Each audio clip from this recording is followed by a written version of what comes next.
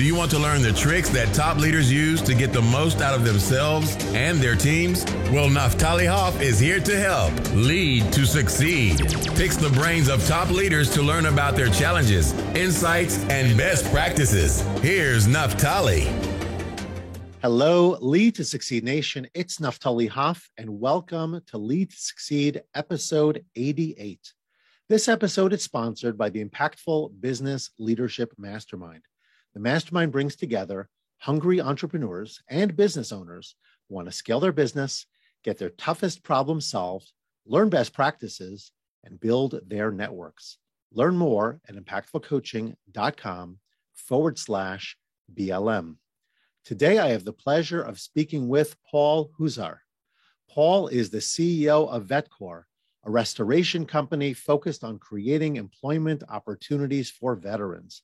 We love our veterans. He is also the CEO of Team VetCor, which focuses on creating business ownership opportunities for veterans and their families through franchising VetCor.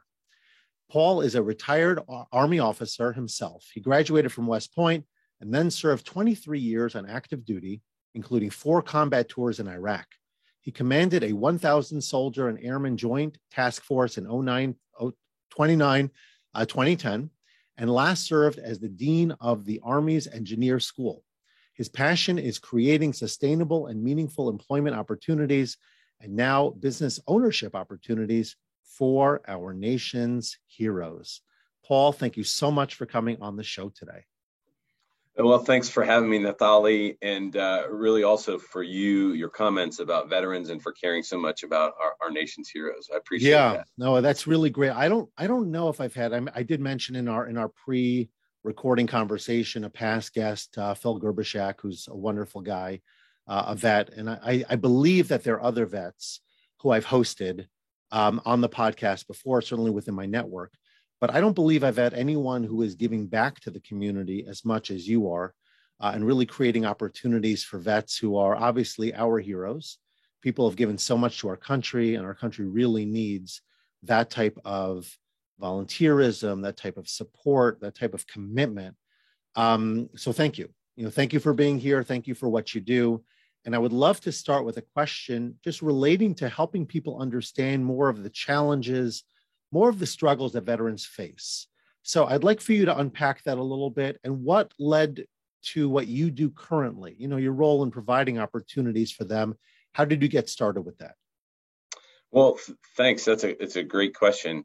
So, most veteran advocates come on and talk about the qualities of veterans of, teamwork and duty and their sense of responsibility and all those things. And those, I admittedly, are fantastic characteristics, but I'm not sure that the companies out there hire and fire based on those values. They may fire based on the lack of those, and in the end when something comes up, but I'm not sure. So I try and take a different approach, and also I try and explain the challenges that I personally experienced, and as I studied that, to share those kind of lessons. And one of those lessons is this. When you think about it, whether it's a veteran, someone like me who went to West Point for 4 years and then 23 years in the Army, or whether it's a young man or woman who enlisted right out of high school, typically at the age of 18, and let's say served a tour of 4 or 5 years of enlistment and then got out. It was either 4 or 5 years as enlisted or 27 years for someone like me. All of those years were their adult years from 18 years on, right? So they learned how to be an adult through the cultures, norms, and values of the U.S. military, right? And so now let's think about when they enter the workforce, transitioning from their service, right?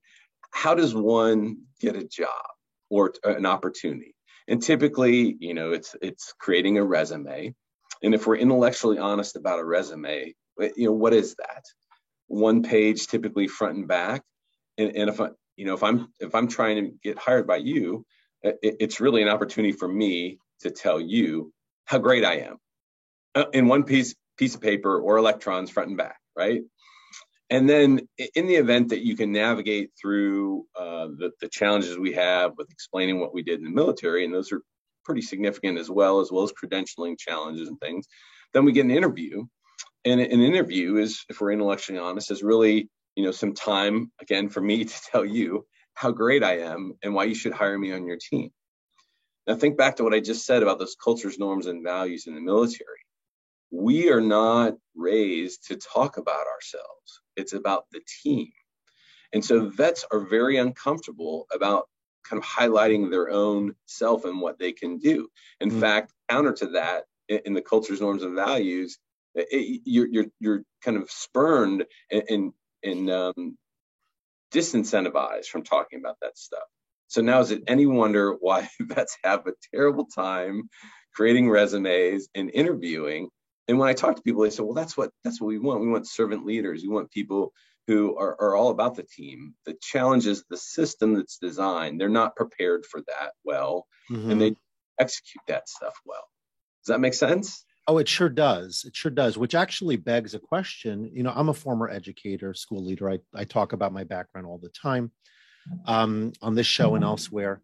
And the reason I mention that is because one of the things that I see as a big problem in the world of education is, let's call it, life preparedness. Yes. There's often not a correlation between people who are, I have 2 master's degrees and a doctorate. So I'm not, normally I'd be the person in the front of the line saying, oh, go get your degrees, go get, all of your credentials possible. I've got certifications, I've got rabbinic ordination, you name it, I pretty much have it. And at the same time, I do not see a correlation necessarily between some of the pieces of paper, let's say, that I've accumulated and my ability to do the work that I do.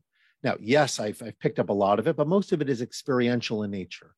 They could teach me in theory how to be a good classroom instructor, but until I'm in the classroom, until I'm actually going through the process on a day-to-day basis, the theory doesn't necessarily translate into practice. It's the actual activity that provides that opportunity and gives me the wherewithal, the confidence, the sense of self, and also the context around me to do my very best work.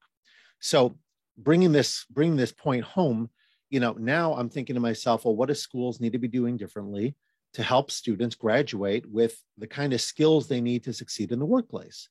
Collaboration, the ability to think creatively, the ability to, just do the kinds of things that teams need rather than individuals need. And so translating that into an Army perspective, my question to you is, and you may not have the answer because, it was like the equivalent of me calling up the city today and saying, are you guys going to be salting the roads? Because we had some sleet this morning. And, she's telling me whatever she's telling me. She's just the messenger. So I can go yell and scream at the messenger for not doing what I want to see done on the streets fast enough. But that person has no ability to make change. So yelling is only going to make me feel good. It's not going to change anything. So my question to you, Paul, the really short question that I've said in a very long way is, do you see the military aware of this issue in a real way to the point where they are doing more, perhaps, or have they been doing more to ready people, not only in terms of how they market themselves with the resumes and the interviews, but also the life skills that translate well out of the military theater, if you will, to the workplace where most folks are going to have to continue if they're going to have a life of plenty and take care of their families? There are really 2 aspects of that you mentioned. There's the credential piece, right? And there's a challenge just with that. And I'll explain it this way. When I was the dean of the Army's Engineer School, my title was the Director of Training and Leader Development. And so the military has this way of creating titles that don't necessarily match civilian skill sets. So I just say I was the dean because you know what the dean of a school does, right? But as the dean, I was responsible for the training and training development of 12 occupational specialties, plumbers, carpenters, electricians, skilled trades that you would think would have no problem translating those skill sets into the civilian world. Mm-hmm. The challenge, and this gets back to kind of why I am where I am and why I'm passionate about doing this. The challenge is when you train those people at one centralized location and then send them to 50 different states, because we train the National Guard as well, right? We're the credentialing authority for the pieces of paper resides for those skilled trades. It's at the state level. And so have you ever tried to get 50 states to agree on one common standard of anything? And so the reality is those skilled trades, the military does a great job of training them, but the pieces of paper that they come with are non-existent from the credentialing standpoint because they don't meet because the credentialing authority, the licensing authority to become an electrician, a plumber, et cetera, is at the state. And so you could be a 20-year veteran and leave the military with great skills, but you don't have the civilian credential equivalent. So that's one aspect. The second aspect, so they do a great job of training, but we don't do a great job of translating that to something that can be really used and understood well in the civilian world. Mm-hmm. The other thing is then, people think if you wear a military uniform, you're good at shooting, moving, and communicating, but they don't realize that what it takes to run the military is what it takes to run a city. You have doctors and nurses and engineers, all those things. But there's this stigma attached that we shoot, move, and communicate. And we're at a point in time where less than 0.5% of the population actively serves in the military, and only about 7% of the population have ever served, are veterans. So we all look at the world through our own lens, right?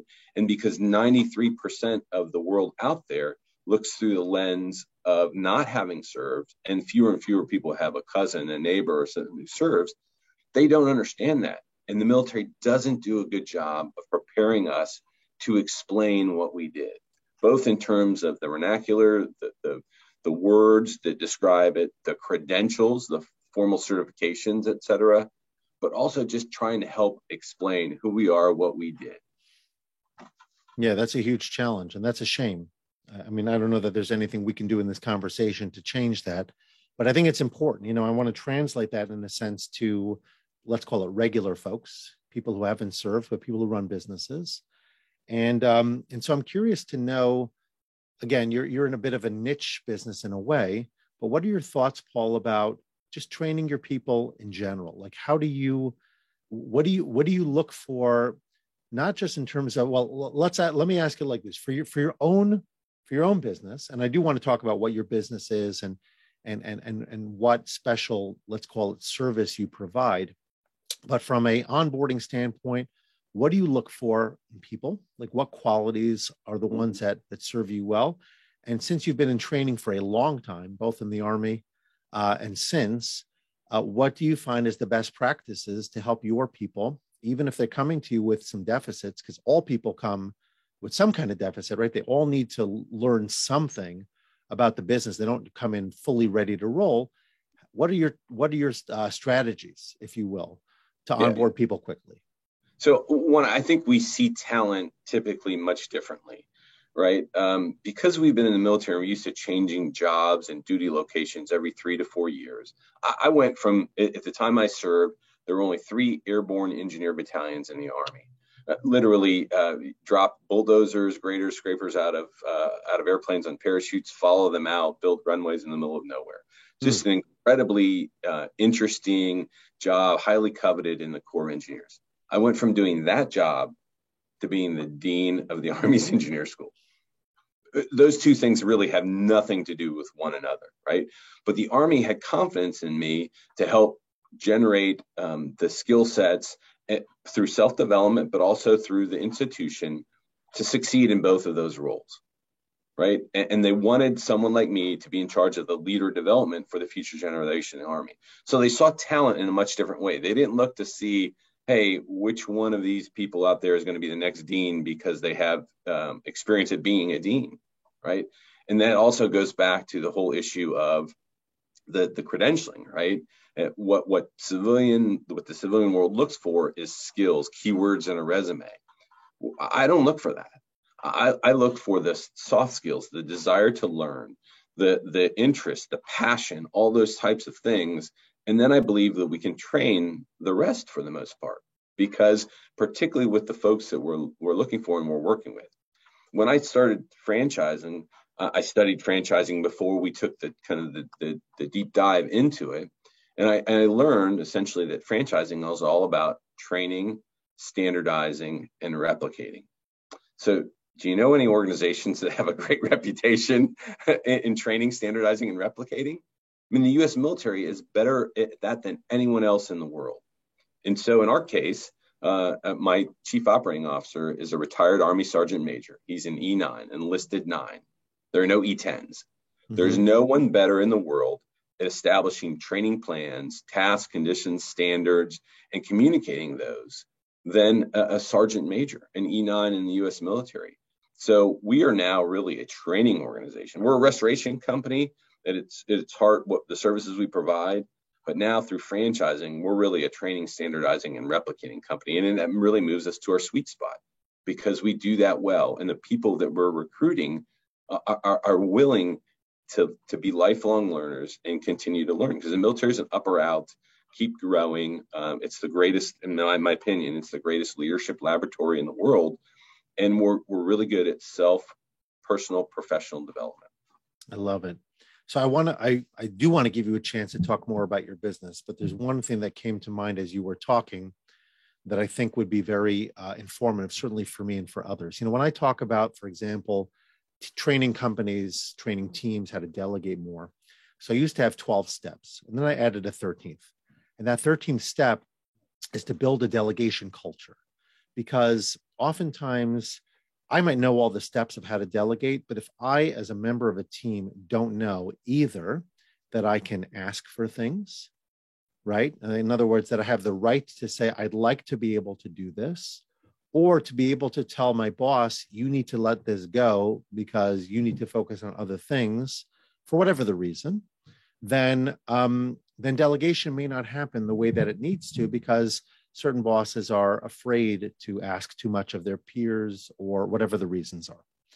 So I'm thinking about it from a cultural standpoint as well. And I may have the wrong paradigm in my mind as it relates to a military, a former soldier, et cetera. But normally there's a level of compliance that's expected, right? If your superior gives you an order, there's an expectation that you follow that command. It doesn't work that way in civilian life, certainly not in the workplace. To a degree, it does. You know, there's an expectation that you're going to follow orders, but I, as a boss, would like my people to push back to a degree. But I want them to be able to say to me, hey, I have a different way of doing this. Hey, why don't we try it this way? And I'm not sure the military allows for that degree of, let's call it, expression of personal view and all of that. So since we're talking about training, I'm curious to know, how do you shift people who have been conditioned to a particular way of thinking that might be restrictive in terms of all the creativity that they possess, to allow that creativity to come forth in a way that they feel comfortable, since it's been not their norm for so long? So you tee that up perfectly, because I'm going to counter that. I'm going to challenge you on that. Fine. I think that's an example of the lens in which we see the world, right? There's this stigma that military people and leaders follow orders and give orders, and they expect them to people to rotely follow those orders, right? On the contrary, and this is the challenge, this is part of the things that we have to overcome. And I'll explain to you like this. A lot of people talk these days about kind of the millennials, right? And you always got to explain the why to millennials. Why do you have to do that? Well, in the military, when one gives a mission, right?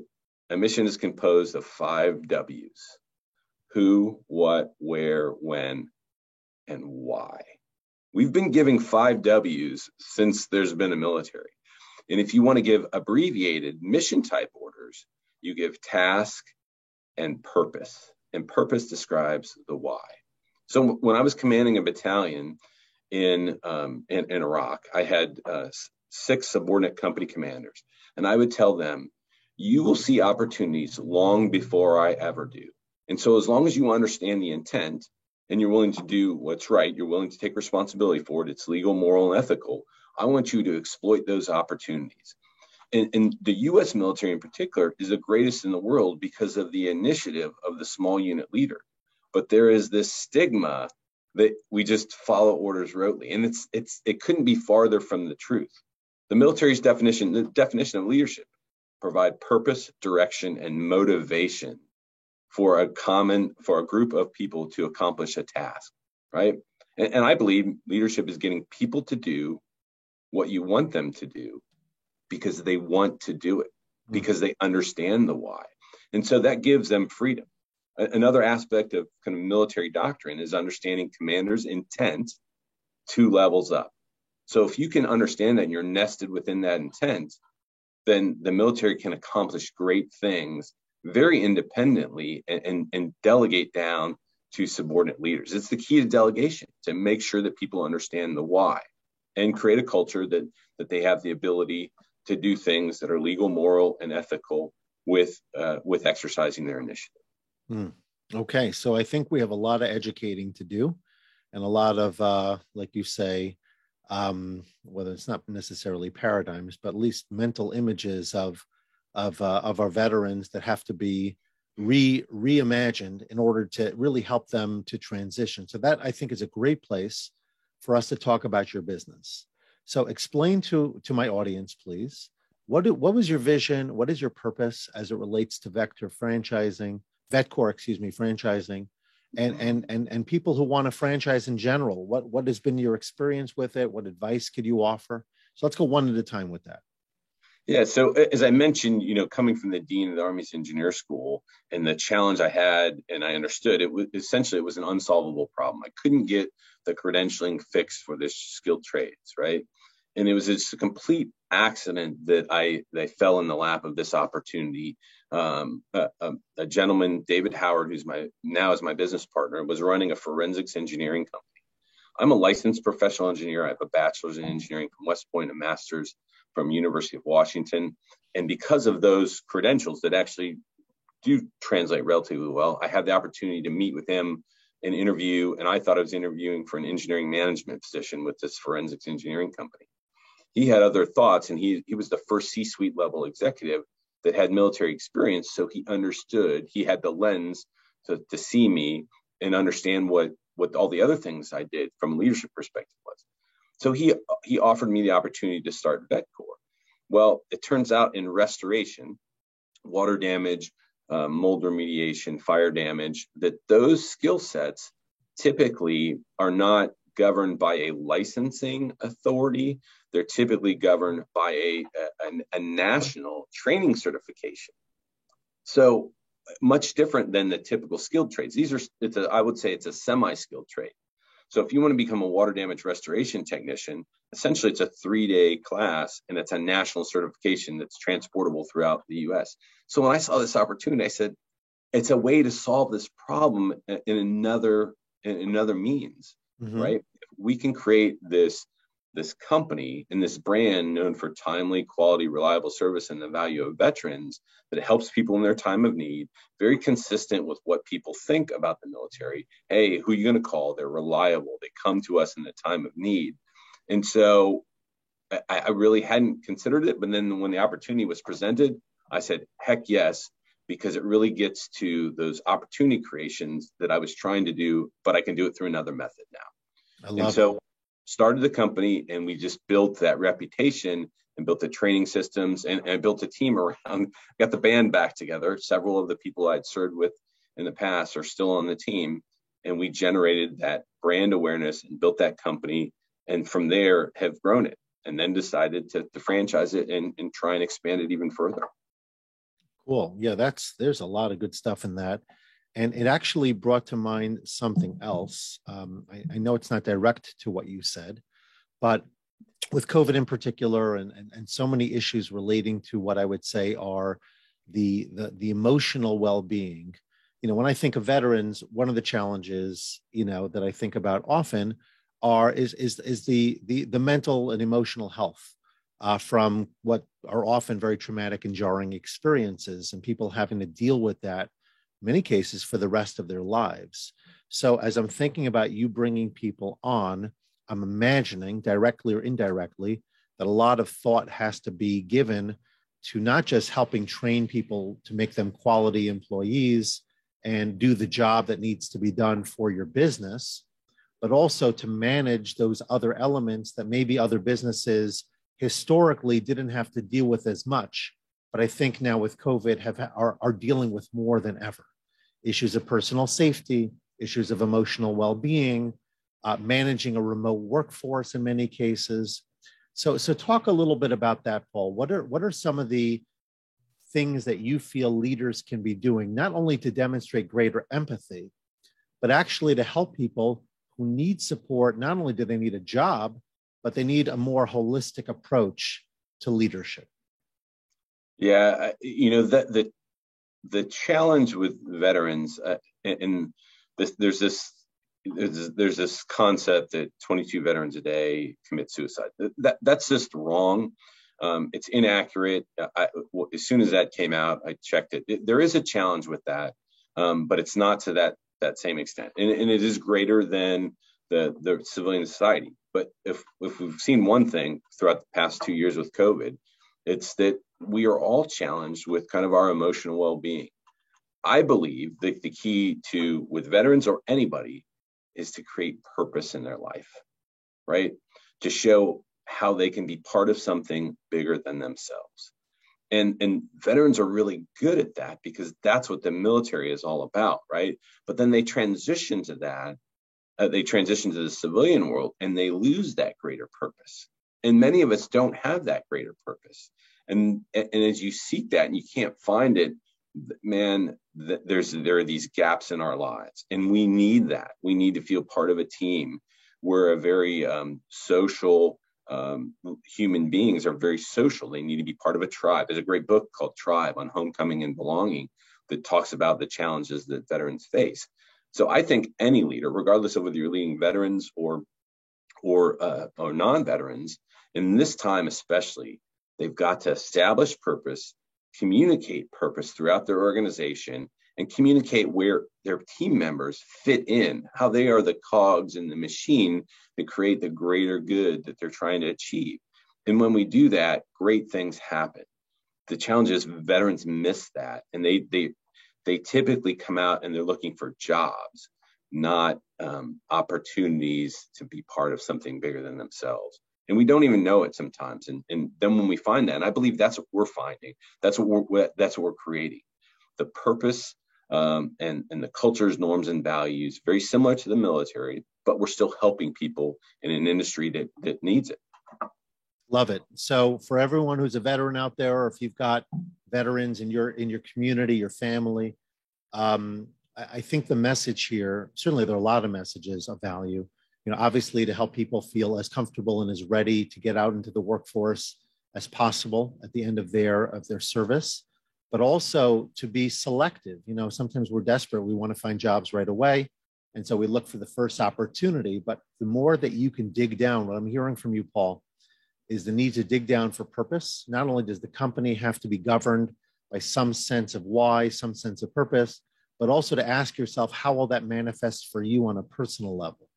When companies do it for their employees, they talk about how their work, how their product, service, et cetera, is changing lives for people. That's awesome. That's great. And that makes it easy, right? Not every company does that. Sometimes you have to look for it on your own, but make that part of what you do, almost like your daily ritual, because this way it drives you, especially when you're feeling, there's probably, I'm imagining that there's this drop off in a sense. Like I was just part of the greatest entity in the world, not only greatest training, but talk about purpose and mission and all of that. I mean, the armed forces, it doesn't get much better than that.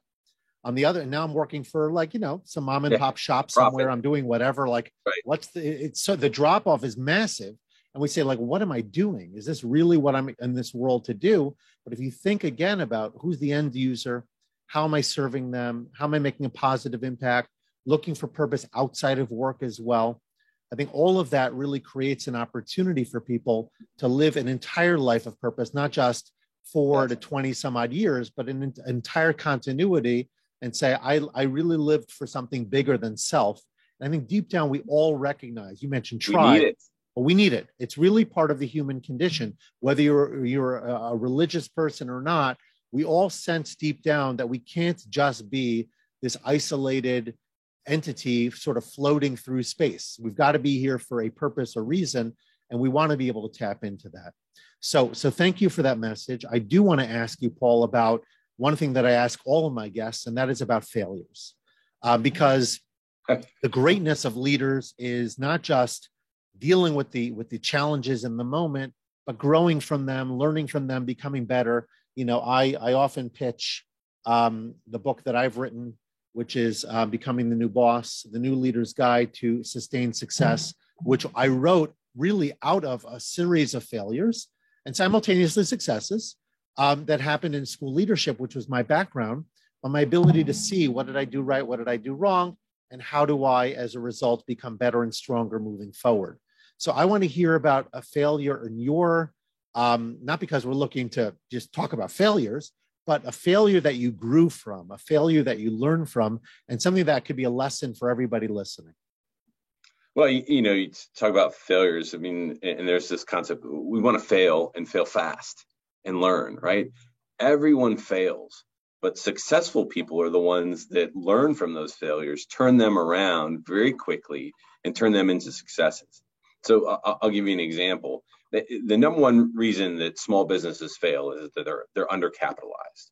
And the same thing is true for franchise systems, because people go into franchising and think that, well, if I have one business and it's successful, I create another franchise, now I have two businesses. Well, because of the margins and the royalties and things, you have to build up to 40 to 100 franchises to become sustainably profitable, because you're always investing forward, right? So it's the same challenge. So I learned that with my initial business, that success could cause failure, cash flow, right? So in our case, typically, we start a job today, we're getting paid for that job, and very reliably and very fairly, usually from insurance carriers who have great credit ratings and deep pockets and et cetera, but typically 30 days from now, because of the time it takes to do the job, the time it takes to invoice, the time it takes for the administration, and then to get paid, right? So if I don't understand that, and I didn't understand that at the time, particularly when things like hurricanes happen. So restoration companies, on a daily basis, we deal with dishwashers, ice makers, hot water heaters, air conditioning units, things that break around the house.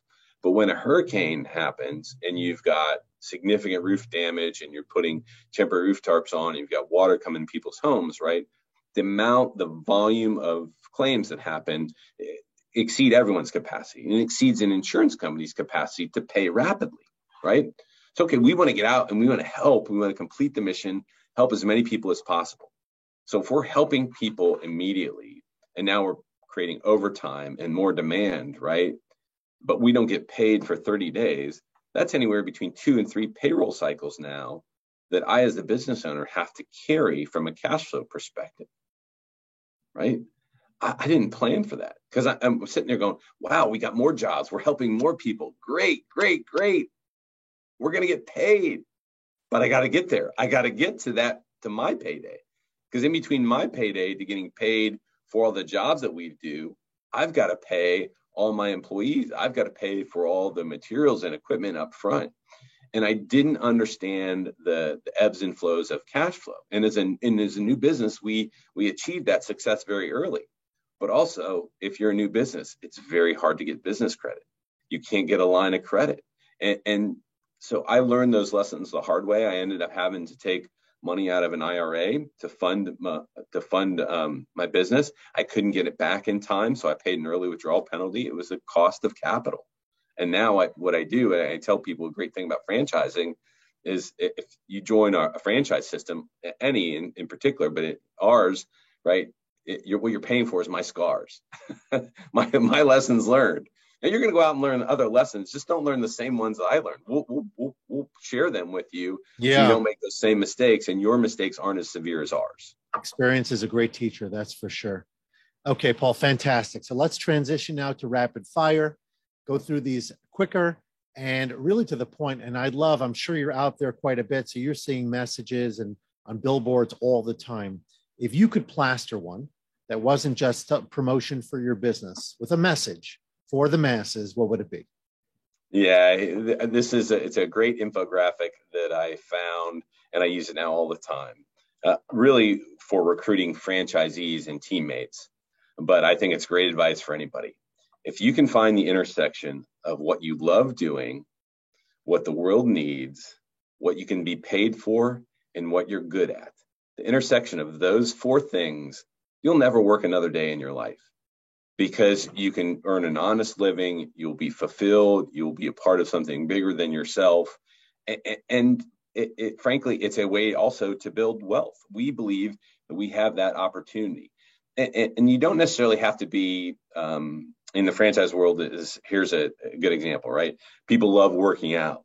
A lot of people do. And so, okay, they want to buy a gym. Well, the person that's running the gym isn't the person that's working out, right? So you want to be good at running a business. You also want to be good at learning, and you can learn other things and learn to be good at other skill sets. Learn to be good at running a restoration business, right? We're gonna have to make that billboard pretty big to get all that in there. But I do agree with the infographic would be great. Okay, let's move on to a fun fact about vets that very few people know. Yeah, we've mentioned this, and it's probably woven in throughout all this. They're lifelong learners. And people don't understand. It's one of the advantages that I talk about. And why is that? Because there's a culture of failing, learning. There's this place called the National Training Center in the Mojave Desert, where the Army would go once a month. A new unit would rotate through there. And there was a unit for a long time that looked exactly like the Soviet Army. And what we learned is after action reviews, AARs, what happened, why it happened, and how we can improve. And every vet is equipped with that. And the last one, Paul, a productivity tip that helps you to get more done. Yeah, it's a great book that I read a long time ago called First Things First by Stephen Covey and Roger Merrill. Know the difference between what's urgent and what's important. Concentrate on what's important, and then things will never become urgent. Love it. Okay, so let everybody on Lead to Succeed know how they could reach out to you, how they can connect with you, your franchise, but really your purpose and all the great work you're doing for vets. Yeah, so thanks for the opportunity. Connect with me on LinkedIn, Facebook, Paul Huszar, Huszar. The company is vetcoreservices.com, our website. You can find more about us. There's videos about links to videos about franchising, about the franchise opportunity, about veteran advocacy, about hiring veterans. Any of those methods work, and I'd love to reach out. And even if you're not interested in us specifically, but you want to learn more about how to help vets, how to employ vets, or if you're a veteran looking for opportunities, we want to help. Awesome. Okay, Paul, as I told you, you got to leave something great for the very end. Here's that opportunity. Share with us, please, one final life lesson. Live, love, learn, and leave a legacy. Live every day to its fullest. Love what you're doing, love the people around, and laugh about it, but really focus on leaving a legacy. When you leave a legacy, it's really a part of being part of doing something bigger and being part of something bigger than yourself. I love it. Okay, so it seems like we do things in fours around here, which is great. Anyway, Paul, it's been an absolute pleasure. So glad that we were able to spend some time together, getting to know one another, having this important conversation about vets, about the military, about leadership, about so many things. I think we really hit on a lot, so a lot of value here. Thank you so much again for being with me today. And I look forward to sharing your message soon. And I hope that everybody will reach out to you because clearly you have a lot that the world needs right now. Well, thanks so much. And thanks for caring about our nation's heroes. Appreciate it. Absolutely. I appreciate them every day. Take care now. Thanks so much for listening to this episode and for investing in yourself so that you can lead to succeed. Before you go, don't forget to subscribe, rate, and review the show. Your feedback gives the show more social proof and encourages more folks to listen.